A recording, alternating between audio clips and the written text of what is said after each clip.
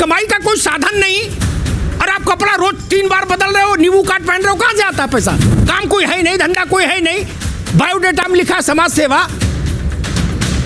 और फॉर्च्यूनर में चल रहे हो झमाझम, 4 गाड़ी आगे 4 पीछे। कोई कह रहा राष्ट्रवाद लाएंगे, कोई कह रहा जी समाजवाद लाएंगे, कोई कह रहा जी कांग्रेस लाएंगे। क्या? और 250 ग्राम की चेन डाले गले में। कैसे कैसे जैसे आदमी अल्टो नहीं खरीद सकता, स्कूटर मोटरसाइकिल नहीं ले सकता भारत का आम आदमी, वैसे आप लोग जहाज में चल रहे हो, निजी जहाजों में हैं, और ज्ञान बांट रहे हो कि गरीब के लिए वो रात भर जग रहे हैं। जय श्री राम दोस्तों, हमारे चैनल डिबेट कीड़ा में आपका बहुत बहुत स्वागत है। वैसे तो मैं आपके लिए डिबेट वीडियोस लेकर आता रहता हूं, पर आज का ये वीडियो बहुत खास है। यूँ तो हमारे देश में बहुत सारे होनहार और प्रभावी बोलने वाले एंकर्स हैं, पर उन सब में अमिताभ अग्निहोत्री जी की बात ही अलग है। आज की डिबेट में अमिताभ जी का मोनोलॉग मेरी नज़र में टीवी इतिहास का सबसे धाकड़ बयान है। आशा है देश का हर एंकर इतनी ही बेबाकी से अपनी बात रखे। वीडियो शुरू करने से पहले आपसे निवेदन है कि आप हमारे चैनल को लाइक, शेयर एंड सब्सक्राइब करें और हमारे प्रयास को शक्ति दें। आइए शुरू करते हैं आज का वीडियो। इस देश में हमको गुलाम बनाने के लिए जिन स्थानों को तोड़ा गया कि हमारी आत्मा पर भी नियंत्रण हो जाए, उन स्थानों का पुनरुद्धार नहीं होगा तो किस जगह का पुनरुद्धार होगा? आपकी कोठी में पैसा लगे तो जायज, और बाबा विश्वनाथ के कॉरिडोर बने तो ना जायज। जितना पैसा लगा है ना, बुरा मत मानना, मैं ऐसे सैकड़ों राजनेताओं को जानता, सैकड़ों, जिनके पास इस मूल्य से ज्यादा के इमारतें हैं जितना कॉरिडोर में लगा है कुल। राव साहब गलत तो नहीं कह रहा? 100 एसी लगे, 100 एसी। इंद्र की सभा लगती है। अरे पशु पक्षी भी विदेशी हैं। 2.5 लाख का तोता, उसको मकाऊ बोलते, क्या बोलते? पकाऊ। हाँ, एक नेता थे, बोले ये पकाऊ लाए, मकाऊ बताए, बोले मैंने कितने का लाए? बोले भैया 2.5 लाख का लाए। वो भी कह रहे थे मैं गरीब के लिए रात भर जगता हूं। मैंने कहा फिर मकाऊ को कब खिलाते हो जब गरीब के लिए रो रहे हो?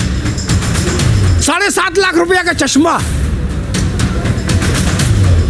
बाबा विश्वनाथ पर सवाल उठाओगे?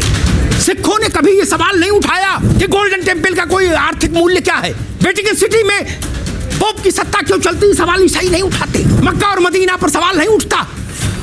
काशी विश्वनाथ पर सवाल उठाने की हिमाकत कैसे हो सकती है? अयोध्या पर सवाल उठाने की हिमाकत कैसे हो सकती है? जब राजनीति नहीं थी, जब पार्टियां नहीं थी, जब नेता नहीं थे, तब इस देश को किसने एक रखा? मेरे मित्र, हम लोग तो बाद में आए हैं नेतागिरी करने के लिए। हजारों साल की गुलामी के बाद भी अगर तुलसी चौरा बचा रहा, उसमें दीपक बाती होती रही, अगर सत्यनारायण की कथा बची रही, अगर बजरंगबली का मंदिर बना रहा, अगर राम सीता विवाह हो की यादें बनी रही हमारे जहन में, तो यही मठ मंदिर थे जिन्होंने भारत की आत्मा को जीवित रखा। शासक कोई रहा हो, शक आए, हूड़ आए, मुगल आए, कहां कहां के अलबन बलबन सब आ गए। क्या कर लिए? काल के गाल में समा गए। केवल हम जिंदा रहे।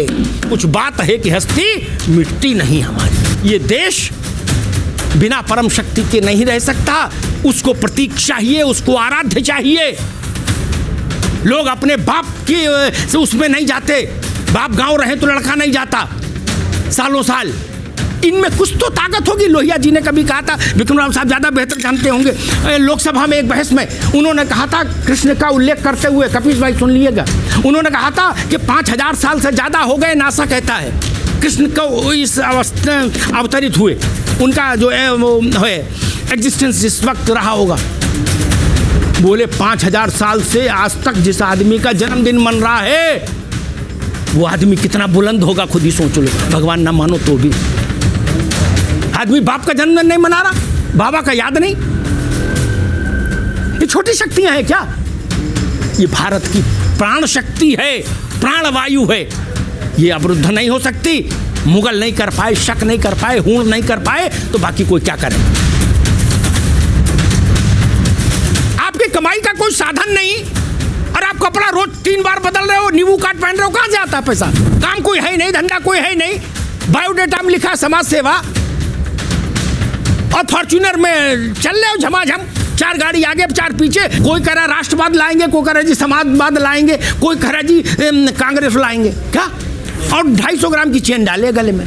कैसे कैसे? जैसे आदमी अल्टो नहीं खरीद सकता, स्कूटर मोटरसाइकिल नहीं ले सकता भारत का आम आदमी, वैसे आप लोग जहाज में चल रहे हो, निजी जहाजों में हैं, और ज्ञान बांट रहे हो कि गरीब के लिए वो रात भर जग रहे हैं, छत पे टहल रहे हैं। हमने आप लोगों के घरों में कप प्लेट देखे,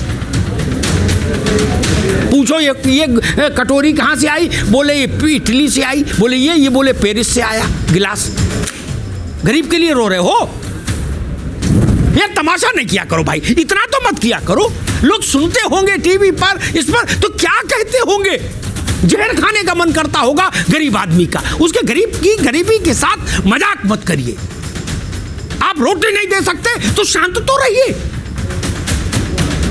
काजू बादाम खाने के बाद बाहर निकले और ये कहें कि मैं भी भूखा हूं, ये तो झूठ मत फैलाइए।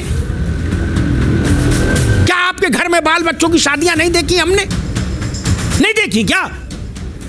आप लोगों ने जितनी नहीं देखोगे, राघवेंद्र ने, कपिश ने, आनंद ने, उतनी मैंने देखी और विक्रम राव साहब ने देखी है। आपके नेताओं के यहाँ शादियां पैसा ऐसे बहते देखा। कानपुर में तो गंगा में भी उतना जोर नहीं है, ये गंगोत्री गंगा समझो, ऐसे पैसा बहते देखा। एक नेता के यहाँ शादी हुई थी परिवार में, जहाज ऐसे उड़ा और बात कर रहे हैं कि जी 400 करोड़ कॉरिडोर में लग गया, देश भूखा है। गजब बात है। जहाज ऐसे उड़े जैसे विक्रम टेम्पो चलते हैं चमनगंज से कानपुर में, उस फ्रीक्वेंसी में जहाज उड़े। विक्रम राव साहब ने कह दिया मुझे पान खाना है, बोले जहाज ले जाओ पान खा के। कपिल श्रीवास्तव ने 2 मिनट बाद बोला, हम बोले हमको भी खाना, बोले इनके दूसरे विमान से ले जाओ।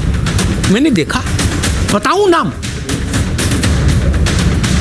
चेहरे खराब हो जाएंगे। स्विस कॉटेज बन रही, स्विस कॉटेज शादी ब्याह में। और नैतिकता की बात हम तब कर पाएंगे जब हमारा जीवन गांधी सा हो जाए, लोहिया सा हो जाए, दीनदयाल सा हो जाए, जयप्रकाश सा हो जाए, तो नैतिकता की बात अच्छी लगेगी। हमारे पीछे 5-5 करोड़ की, 2-2 करोड़ की गाड़ियां चल रही हो और हम दीनदयाल की बात करें, लोहिया की बात करें, तो ठीक नहीं। लोहिया दिल्ली की सड़कों पर डीटीसी की बस से चलते थे। वीडियो में बने रहने के लिए आपका बहुत बहुत धन्यवाद। आशा है आपको यह वीडियो बहुत पसंद आई होगी। प्लीज कमेंट में हमें बताएं कि आप इस वीडियो के बारे में क्या सोचते हैं। आपके कमेंट्स हमारे लिए बहुत वैल्यू रखते हैं। एक बार फिर से निवेदन है कि आप हमारे चैनल को लाइक, शेयर एंड सब्सक्राइब करें। फिर मिलते हैं नई वीडियो में। जय श्री राम।